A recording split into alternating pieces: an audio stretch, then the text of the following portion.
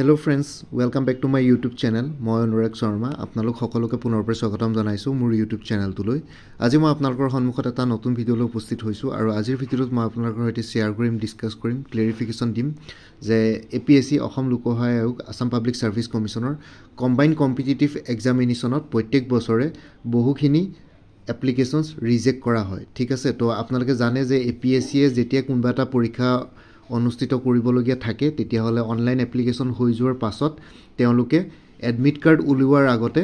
তেওঁলোকে list of candidates বুলি এখন PDF তেওঁলোকে অফিচিয়েল ওয়েবসাইটত আপলোড কৰে। সেই লিষ্ট অফ ক্যান্ডিডেটছতে আপোনালোকৰ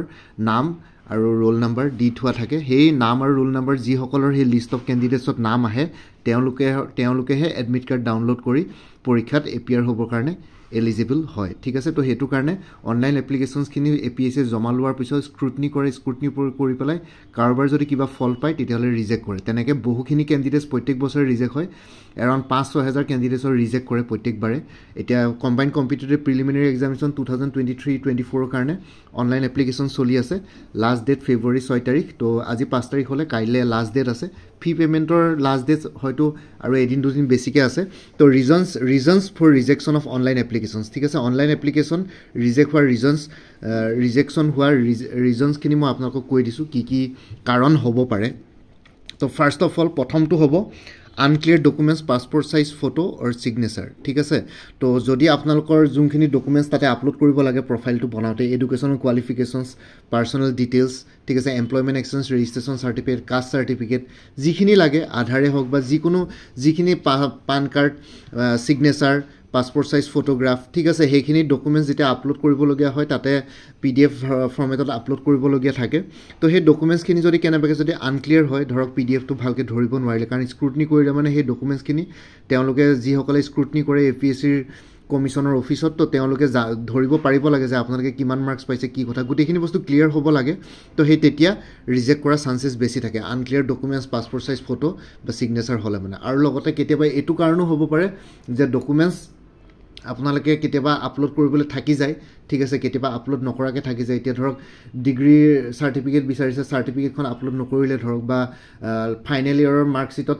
গোটেইকেইটা সেমিষ্টাৰ বা গোটেইকেইটা ইয়াৰৰ মাৰ্কশ্বিট কম্বাইন কৰি পেলাই এটা PDF বনাই পেলাই তাতে আপলোড কৰিব কয়, কিন্তু কিছুমানে অকল ফাইনেল ইয়াৰ মাৰ্কশ্বিটখন আপলোড কৰি থৈ দিয়ে য'ত কি গোটেইকেইটা সেমিষ্টাৰ নেদেখাব পাৰে কেতিয়াবা কিছুমান ইনষ্টিটিউটত। তো বেসিক্যালি তেনেকুৱা ধৰণৰ কাৰণৰ কাৰণে ৰিজেকশন হয়। তাতে ইনষ্ট্ৰাকশন দিয়া থাকে, তো ইনষ্ট্ৰাকশন মতে তাতে APSCয়ে অনলাইন পোৰ্টেলটোত আপোনালোকক যি বিচাৰিছে হেতু মতে আপলোড কৰিব। আপোনালোকে নিজৰ মতে নিজৰভাৱে আপলোড নকৰিব। তাতে যি খুদা হৈছে অনলাইন পোৰ্টেলটোত হেতু মতে আপলোড কৰিব। হেতু এটা ইলেক্ট্ৰনিক মিডিয়া হয়, আৰ্টিফিচিয়েল ইন্টেলিজেন্স, আৰু লগতে এইখিনি বস্তু আকৌ মেনুৱেলিও গোটেইখিনি বস্তু স্ক্ৰুটনি কৰা হয়। তো হেতু কাৰণে আপোনালোকে তাতে যি খুদিছে, যি বিচাৰিছে হেতুৱে আপলোড কৰিব। আপোনালোকে নিজৰ মতে আপলোড নকৰিব বা কাৰোবাৰ কথা শুনি পেলাই আপলোড নকৰিব ইয়াতে। নেক্সট হ'ল ৰংলি upload, non upload of documents. তো হেতুৱে ক'লো, যদি ডকুমেন্টস যদি ৰংলি আপলোড কৰে বা নন আপলোড কৰে, মানে যদি ডকুমেন্টস যোনখন বিচাৰিছে সেইখন যদি আপলোড নকৰি বেলেগ এখন আপলোড কৰে, ধৰক আণ্ডাৰটেকিং বিচাৰি আছে এতিয়া ছাৰ্ভিচ কৰা সকলক, যিসকলে অলৰেডি গভৰ্ণমেণ্ট ছাৰ্ভিচত আছে, গভৰ্ণমেণ্ট এমপ্লয় হয়, তেওঁলোকৰ আণ্ডাৰটেকিং বিচাৰি আছে। এবাৰ NOCৰ কথা তাতে নাই আই থিংক। ঠিক আছে, তো আপোনালোকে এবাৰ চাই ল'ব। যদি আণ্ডাৰটেকিংৰ জেগাত NOC দি দিছে, হয়তো সেইটো কাৰণে ৰিজেকশ্যনৰ গ্ৰাউণ্ড হ'ব পাৰে। কথাটো তেনেকুৱা। ঠিক আছে, তো সেইটো মই ভয় খোৱা নাই, আপোনালোকক জাষ্ট ফেক্টটো কৈছোঁ। এতিয়া বহুতে আহি পেলাই ক'ব পাৰে যে যোৱাবাৰ মোক NOC বিচাৰিছিলে, আণ্ডাৰটেকিং দি পেলাই এপ্লাই কৰিলোঁ, ডকুমেণ্ট ভেৰিফিকেশ্যনো হৈ গ'ল। সেইটো বস্তু বেছিকলি কথাটো তেনেকুৱা নহয়। আপোনালোকে যোনটো বিচাৰিছে সেইটোৱে কৰিব। কেতিয়াবা ৰিজেকশ্যনৰ গ্ৰাউণ্ড কিন্তু সেইটো এই সৰু কথাটো হ'ব পাৰে। ঠিক আছে, তো এইখিনি বস্তু আপোনালোকে যাতে অকণমান ধ্যান ৰাখে। তাৰপিছত হৈ গ'ল আণ্ডাৰ এজৰ অভাৰ এজ। আণ্ডাৰ এজৰ বেছিকলি সেইটো কথাটো আপোনালোকে অনলাইন এপ্লিকেশ্যন কৰিবই নোৱাৰে যদি আণ্ডাৰ এজ বা অভাৰ এজ হয়। তো সেইটোত অনলাইন এপ্লিকেশ্যনৰ প্ৰচেছটো ষ্টাৰ্টেই নহ'ব, কাৰণ এজৰ কাট অফ ডেটটো দিছে 1 জানুৱাৰী 2023। তো জানুৱাৰী 1 তাৰিখ 2023, এতিয়া 24 চন চলি আছে, কিন্তু এইটো যিহেতু কম্বাইন্ড কম্পিটিটিভ প্ৰিলিমিনাৰী এক্সামিনেশ্যন 2023 ধৰিছে, 2023 বেটছৰ। তো সেইটো কাৰণে আপোনালোকক 1 জানুৱাৰী 2023 বয়সৰ সময়সীমা বা কাট অফ ডেটটো APSC সেইটো ডেটত নিৰ্ধাৰণ কৰিছে। তো 1 জানুৱাৰী 2023 বৰ্ষত আপোনালোকৰ বয়স যদি 18 বছৰ বা তাতকৈ 18 বছৰকৈ যদি কম হৈছে তেতিয়াহ'লে এপ্লাই কৰিব নোৱাৰিব 21 বছৰকৈ যদি কম হৈছে তেতিয়াহ'লে এপ্লাই কৰিব নোৱাৰিব আৰু লগতে যদি হেতু ডেটতে 1 জানুৱাৰী 2023 যদি জেনেৰেল কেটেগৰীৰ কাৰণে 38 বছৰতকৈ বেছি হৈছে তেতিয়াহ'লে এপ্লাই কৰিব নোৱাৰিব তো আপোনালোকৰ বয়সটো এইটো বছৰৰ বয়সটো নহয় 2023 1 জানুৱাৰীত আপোনালোকৰ বয়সটো নিৰ্ধাৰণ কৰা হ'ব বাকি যিসকলে ৰিজাৰ্ভ কেটেগৰীত পৰে তেওঁলোকৰ এজ ৰিলেক্সেশ্যন আছে নন পেমেণ্ট অফ এপ্লিকেশ্যন ফি তো এপ্লিকেশ্যন ফিৰ যদি লাষ্ট ডেটটো পাৰ হৈ গৈছে আপোনালোকে অনলাইন এপ্লিকেশ্যনখনটো ভালকৈ ফিল কৰি ছাবমিট কৰিলে কিন্তু এপ্লিকেশ্যন ফিটো যদি পে'মেণ্ট কৰা নাই তেতিয়াহ'লে আপোনালোকৰ এপ্লিকেশ্যনখন ৰিজেক্ট কৰা হ'ব তো এইটো এটা কাৰণ এলিজিবিলিটি ক্ৰাইটেৰিয়া ইছ্যু তাত যিখিনি এলিজিবিলিটি ক্ৰাইটেৰিয়া আছে মিনিমাম গ্ৰেজুৱেশ্যন লাগে তো সেইটো যদি আপোনালোকে এলিজিবিলিটি ক্ৰাইটেৰিয়া ফুলফিল কৰা নাই তেতিয়াও ৰিজেকশ্যন হ'ব পাৰে NOC আণ্ডাৰটেকিং ইছ্যু ঠিক আছে তো বেচিকলি যদি আপোনালোকে গভৰ্ণমেণ্ট এমপ্লয় হয় অলৰেডি কৰি আছে ক'ৰবাত চাকৰি গভৰ্ণমেণ্টৰ আণ্ডাৰত আছাম গভৰ্ণমেণ্টৰ আণ্ডাৰত ADREৰ আণ্ডাৰতে পোৱা হওক বা যিকোনো ডিপাৰ্টমেণ্টত বা যেনেকুৱা ধৰণৰ চাকৰি কৰি আছে প্ৰাইভেটখিনিৰ কাৰণে কনচিডাৰেশ্যন আছে প্ৰাইভেটখিনি সেইখিনি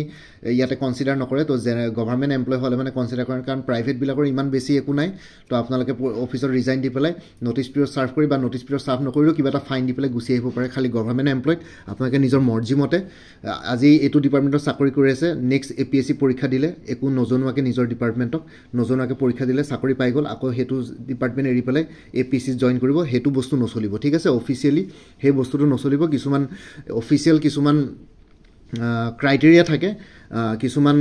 ৰেষ্ট্ৰিকশ্যনছ দিয়া থাকে তো সেইখিনি বস্তু আপোনালোকে মেইনটেইন কৰিব লাগিব তো ইয়াতে যিহেতু সুধিছে NOC বা আণ্ডাৰটেকিং বিচাৰিছে যদি আপোনালোকে NOC বা আণ্ডাৰটেকিংখন আপলোড কৰিব লাগিব যিসকল গভৰ্ণমেণ্ট এমপ্লয় আছে তো সেইটো আপোনালোকে তাতে নিজকে গভৰ্ণমেণ্ট এমপ্লয় নেদেখুৱাই পেলাই এপ্লাই কৰিলে সেইটো লাভ নাই পিছত গৈ পেলাই অভিয়াছলি চাকৰি পোৱাৰ পিছত আপোনালোকে ৰিজেক্টেই হ'ব তো সেইটো কোনো চিন্তাই নাই ঠিক আছে তো আপোনালোকে তেনেকৈ নিজৰ মানে মৰ্জি মতে গভৰ্ণমেণ্টৰ এটা ডিপাৰ্টমেণ্টৰ বা APSCলৈ চাকৰি পাই পেলাই আকৌ ইয়ালৈ ছুইচ কৰিব নোৱাৰে ঠিক আছে তো সেইটো কাৰণে NOC আণ্ডাৰটেকিংটো বহুত বেছি ইম্পৰ্টেণ্ট হয় গভৰ্ণমেণ্ট এমপ্লয়িজখিনি যিসকলে চাকৰি কৰি আছে তো এইটো বস্তু চাব স্ৱেপ বা ইণ্টাৰচেঞ্জ অফ ডকুমেণ্টছ ঠিক আছে 7 নম্বৰ পইণ্টটো হ'ল স্ৱেপ বা ইণ্টাৰচেঞ্জ অফ ডকুমেণ্টছ তো বেচিকলি আপোনালোকক য'ত পাছপৰ্ট চাইজ ফটো আপলোড কৰিব কৈছে তাতে যদি পাছপৰ্ট চাইজ ফটো আপলোড নকৰি পেলাই ছিগনেচাৰখন আপলোড কৰি দিয়ে বা ছিগনেচাৰ জেগাত পাছপৰ্ট চাইজ ফটো আপলোড কৰি দিয়ে বা পাছপৰ্ট চাইজ ফটোৰ জেগাত কাষ্ট চাৰ্টিফিকেট আপলোড কৰি দিয়ে তো তেতিয়া বেচিকলি এই স্ৱাইপ বা ইণ্টাৰচেঞ্জ অফ ডকুমেণ্টছ হ'লে মানে আপোনালোকৰ অনলাইন এপ্লিকেশ্যনখন ৰিজেক্ট হ'ব অনলাইন এপ্লিকেশ্যনটো ছাবমিট হৈ যাব কিন্তু পিছত গৈ পেলাই স্ক্ৰুটনি কৰাৰ পিছত ৰিজেক্ট হ'ব আৰু আপোনালোকৰ লিষ্ট অফ কেণ্ডিডেটছ যিসকলক এলাউ কৰিব APSC প্ৰিলিমিনাৰী এক্সামিনেশ্যন দিবৰ কাৰণে তো সেইখিনি লিষ্টত আপোনালোকৰ নাম নাহিব তো এইবিলাকেই হ'ল ground on the basis of which your online applications could be rejected ঠিক আছে তো এইখিনি বস্তু মই আপোনালোকক জনালোঁ বাকী এতিয়া মোৰ ওচৰত এটা APSC প্ৰিলিমিনাৰী 2023 ফুল কোৰ্চ এটা এভেইলেবল আছে অলৰেডি বহুতখিনি কেণ্ডিডেটছে সঁহাৰি জনাই লৈছে তো আপোনালোকে এই কোৰ্চটো ল'ব পাৰে কাৰণ যিহেতু 17 মাৰ্চত পৰীক্ষা আপোনালোকৰ হাতত টাইম বহুত কম আছে এৰাউণ্ড 40-45 ডেজ সময় আছে এই কোৰ্চটো ল'ব পাৰে MCQ ফৰ্মেটত আছে গোটেইখিনি statement base questions plus direct questions as per new pattern of APSC full course available আছে GS1 আৰু GS2 বা CSET পেপাৰখনৰ কাৰণে তো আপোনালোকে এইখিনি ল'ব পাৰে MCQ ফৰ্মেটত আছে NCERT কিতাপ আৰু অন্যান্য চিভিল ছাৰ্ভিচেছ এক্সামিনেশ্যনৰ কাৰণে যিখিনি কিতাপ ইম্পৰ্টেণ্ট হয় গুৰুত্বপূৰ্ণ হয় তো সেইখিনিৰ পৰা কুৱেশ্যনছ লোৱা হৈছে বেলেগ বেলেগ চ'ৰ্চৰ পৰা আৰু সেই কুৱেশ্যনছখিনি আপোনালোকৰ যেহেতু MCQ ফৰ্মেটত আছে তো আপোনালোকৰ পঢ়িবৰ কাৰণে বেছি টাইম নালাগে চেপ্টাৰ ৱাইজ পঢ়ি গ'লে যিসকলে লেট ষ্টাৰ্টিং কৰিছে প্ৰিলিমিনাৰীৰ কাৰণে প্ৰিপেৰেশ্যন তো তেওঁলোকৰ কাৰণে এইখিনি বস্তু বেছি ভাল হ'ব আৰু যিসকলে প্ৰিপেৰেশ্যন অলৰেডি কৰি আছে তেওঁলোকেও ল'ব পাৰে তেওঁলোকৰ কাৰণে ৰিভিজন হ'ব MCQছখিনি প্ৰেক্টিছ কৰি গ'লে আপোনালোকৰ প্ৰিলিমিনাৰীৰ কাৰণে ৰিভিজন হ'ব ঠিক আছে তো এইটো ল'ব পাৰে পেকেজটোত আছে 3000 প্লাছ মাল্টিপল চইচ কুৱেশ্যনছ আছে Indian history society art and কালচাৰৰ ওপৰত তো এইবোৰ ছল্ভ কুৱেশ্যনছ আছে আপোনালোকে এনচাৰ্ছ বিচাৰি পেলাই হাবাতৰি খাব নালাগে আপোনালোকৰ এনচাৰ্ছো থাকিব চলিউশ্যনছো থাকিব এক্সপ্লেনেশ্যনো থাকিব 3000 প্লাছ মাল্টিপল চইচ কুৱেশ্যনছ আছে ইণ্ডিয়ান পলিটিৰ ওপৰত 3000 প্লাছ MCQছ আছে জিঅ'গ্ৰাফি ইক'লজি আৰু এনভাইৰমেণ্টৰ ওপৰত 1000 প্লাছ MCQছ আছে নেশ্যনেল ইণ্টাৰনেশ্যনেল আৰু আছাম কাৰেণ্ট এফেয়াৰ্ছৰ ওপৰত 2023 ফুল ইয়েৰ আৰু 2024 যেতিয়ালৈকে পৰীক্ষা নহয় তেতিয়ালৈকে আপডেট হৈ থাকিব প্ৰথমতে কোৰ্চটো কিনি ল'ব তাৰপিছত আপোনালোকে বাকী আপডেটেড কাৰেণ্ট এফেয়াৰ্ছখিনি পাই থাকিব এবাৰ ৰিমাইণ্ড কৰি দিলেই হ'ল পৰীক্ষা নোহোৱালৈকে আপোনালোকে আপডেটেড কাৰেণ্ট এফেয়াৰ্ছৰ গোটেইখিনি বস্তু পাই থাকিব আৰু এক্সট্ৰাকৈ আকৌ পে' কৰিব নালাগে 50% MCQছ আছে নৰ্থ ইষ্টাৰ্ণ ষ্টেটছৰ ওপৰত কিছুমান ডাইৰেক্ট কুৱেশ্যনছো আছে 150 ছল্ভ কুৱেশ্যনছ আছে মেথছ ৰিজনিং আৰু এপ্টিটিউডৰ ওপৰত যিখিনি ইম্পৰ্টেণ্ট হ'ব CSET পেপাৰখনৰ কাৰণে বা জেনেৰেল ষ্টাডিজ 2 পেপাৰখনৰ কাৰণে তো ইয়াতে এক্সপ্লেনেশ্যন চলিউশ্যনছ ঠিক আছে ষ্টেপ বাই ষ্টেপ এক্সপ্লেনেশ্যন সলিউশ্যন ফৰ্মুলা গোটেইখিনি আছে 150 সলভ কুৱেশ্যনছ আছে from previous year question paper APSC আৰু অন্যান্য আসাম গভৰ্ণমেণ্টৰ এক্সামছখিনিৰ আৰু 320 MCQs আছে জেনেৰেল ছায়েন্সৰ ওপৰত 3000 প্লাছ MCQs আছে ইণ্ডিয়ান ইকনমি আৰু ইকনমিক্সৰ ওপৰত 15টা সলভ MCQs আছে ইংলিছ কম্প্ৰিহেনশ্যনৰ ওপৰত লাষ্ট ইয়েৰ পেপাৰৰ পৰা তো ইংলিছ কম্প্ৰিহেনশ্যন বহুত বেছি ইম্পৰ্টেণ্ট ইয়াতে 15টাতকৈ বেছি কুৱেশ্যনছ আহে ইংলিছ কম্প্ৰিহেনশ্যনৰ APSCৰ CCET পেপাৰখনত তো আপোনালোকে ইংলিছ কম্প্ৰিহেনশ্যনখিনি জানাৰ বহুত বেছি ইম্পৰ্টেণ্ট হয় 275 প্লাছ MCQs আছে কম্পিউটাৰ নলেজৰ ওপৰত তো total 17000 multiple choice questions cover হৈছে 17000তকৈ বেছি প্ৰাইচটো হ'ল 450 অনলি কোনোবা যদি ইণ্টাৰেষ্টেড কেণ্ডিডেটছ আছে মোৰ এইটো হোৱাটছএপ নাম্বাৰ দি দিছোঁ 9706557851 এই হোৱাটছএপ নাম্বাৰটোত মোক মেছেজ এটা কৰি পেলাই জনাওক যে APSCৰ প্ৰিলিমছৰ কোৰ্চটো ল'বৰ কাৰণে ইণ্টাৰেষ্টেড বুলি মই লগে লগে পে'মেণ্টৰ লিংক দি দিম আৰু গোটেইখিনি ষ্টাডি মেটেৰিয়েলছ আপোনালোকে PDF ফৰ্মেটত নিজৰ হোৱাটছএপতে এভেইলেবল পাই যাব আৰু বেছি দেৰি নকৰিব কাৰণ 40 to 40 ডেজ আছে 40 to 45 ডেজ আপোনালোকৰ হাতত আছে তো সেইটো কাৰণে সোনকালে ষ্টাডি মেটেৰিয়েলছখিনি সংগ্ৰহ কৰক আৰু লগে লগে প্ৰিপাৰেশ্যন ষ্টাৰ্ট কৰক যিসকলে অলৰেডি প্ৰিপাৰেশ্যন কৰিছে তেওঁলোকে ৰিভিজন দিব পাৰিব আৰু যিসকলে নতুনকৈ প্ৰিপাৰেশ্যন ষ্টাৰ্ট কৰিছে তো তেওঁলোকৰ কাৰণে এইখিনি বস্তু মোৰ দেন এনাফ হ'ব কাৰণ চেপ্টাৰ ৱাইজ গোটেইখিনি বস্তু আছে NCERT কিতাপৰ পৰাই লোৱা হৈছে চিভিল ছাৰ্ভিচেছ এক্সামিনেশ্যনৰ আৰু লগতে অন্যান্য ইম্পৰ্টেণ্ট বুকসমূহৰ পৰা সংগ্ৰহ কৰি লোৱা হৈছে ঠিক আছে তো ইণ্টাৰেষ্টেড কেণ্ডিডেটছ কোনোবা যদি আছে হোৱাটছএপ নম্বৰ মোক মেছেজ কৰি জনাওক যে এই ষ্টাডি মেটেৰিয়েলছ পেকেজটো লাগে আৰু লগতে যোনটো হোৱাটছএপ নাম্বাৰ দিছোঁ সেইটোত অনুগ্ৰহ কৰি কল নকৰিব আপোনালোকে এবাৰ পে'মেণ্ট কৰাৰ পিছত আপোনালোকে উইদিন 15-20 মিনিটছ বা কেতিয়াবা 1 মিনিট 2 মিনিটৰ ভিতৰতে যদিহে মই লগে লগে এক্টিভ থাকোঁ লগে লগে পাই যাব তো আপোনালোকে চিন্তা কৰিব নালাগে 2 দিন 3 দিন 4 দিন সেইবোৰ লগাই নাথাকো আপোনালোকে 1 ঘণ্টাৰ ভিতৰতে ষ্টাডি মেটেৰিয়েলছ গোটেইখিনি পাই যাব কেতিয়াবাতো উইদিন এ মিনিট লগে লগে পাই যাব ঠিক আছে মই চালেই হ'ল কেতিয়াবা মই অকণমান ব্যস্ত থাকিলে মানে হাৰ্ডলি 15-20 মিনিট লেট হ'ব পাৰে দিয়াটো কিন্তু লগে লগে পাই যাব এইখিনি হোৱাটছএপতে তো আপোনালোকে চিন্তা কৰিব নালাগে কোনোবা যদি ইণ্টাৰেষ্টেড কেণ্ডিডেটছ আছে তেতিয়াহ'লে মোক এই হোৱাটছএপ নাম্বাৰটোত এবাৰ মেছেজ এটা কৰি জনাওক যে APSCৰ প্ৰিলিমছৰ ষ্টাডি মেটেৰিয়েলছখিনি লাগে 9706557851 গোটেইখিনি PDF ফৰ্মেটত আছে তো এইখিনি আছিলে এইখিনি জনাবৰ কাৰণে ভিডিঅ'টো বনালোঁ বাকী APSC CC 2023-24 বুলি এটা প্লেলিষ্ট আছে লগতে Assam civil service Assam police service আৰু APSC এলাইড ছাৰ্ভিচেছসমূহৰ প্লেলিষ্টসমূহৰ লিংকছটো এই ভিডিঅ'টোৰ ডেছক্ৰিপশ্যনত দিয়া আছে আপোনালোকে সেই প্লেলিষ্টসমূহ চেক কৰিলে মানে সকলো ধৰণৰ ইম্পৰ্টেণ্ট ভিডিঅ'সমূহ পাই যাব লাইক এই পোষ্টবিলাকৰ প্ৰমোশ্যনৰ প্ৰস্পেক্ট কেনেকুৱা কেৰিয়াৰ প্ৰগ্ৰেশ্যন কেনেকুৱা ACSৰ পৰা IS প্ৰমোশ্যন হয় নাই APSৰ পৰা IPS প্ৰমোশ্যন হয় নে নহয় আৰু লগতে তেওঁলোকৰ ট্ৰেইনিঙৰ ওপৰত কথা আছে তেওঁলোকৰ লগতে কি ফেচিলিটিছ আছে